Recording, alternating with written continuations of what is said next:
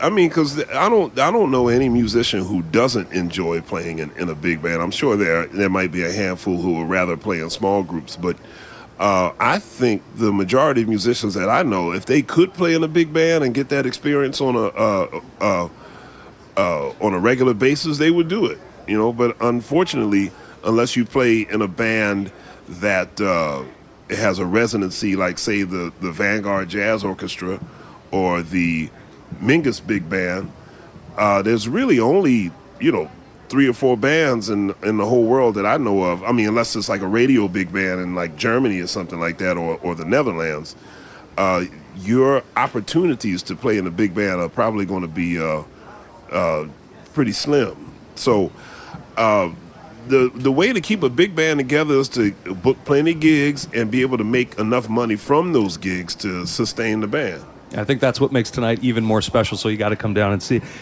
Christian, you've been involved in so many different kinds of music. I was there for your keynote address at Jazz Connect earlier this year, and you talked in some depth about jazz musicians needing to sort of lighten up and be able to laugh at themselves a little more. I thought it was a terrific keynote. I was wondering if that was across the board, the feedback that you got from talking about those things.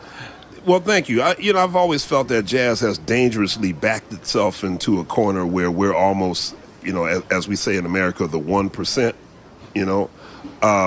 even though we would never say it, we do pride ourselves on being sort of this musical elitist group. We read books. We're intelligent. We're high-minded.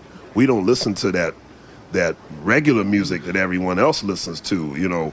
Wouldn't it be great if these young, ignorant, they don't have to be young. Wouldn't it be great if these ignorant people who like popular music would come over and listen to what we listen to, because we're so special?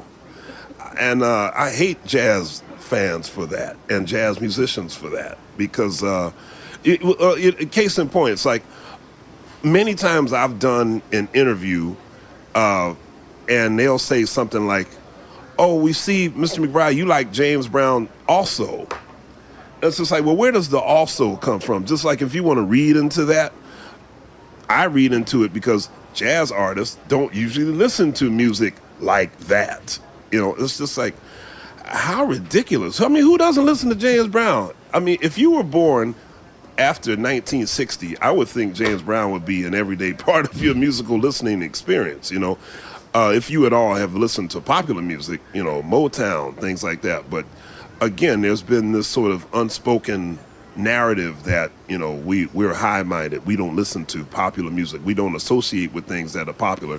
But yet and still, we always ask the same question: wouldn't it be great if jazz was more popular? I hate the jazz world sometimes.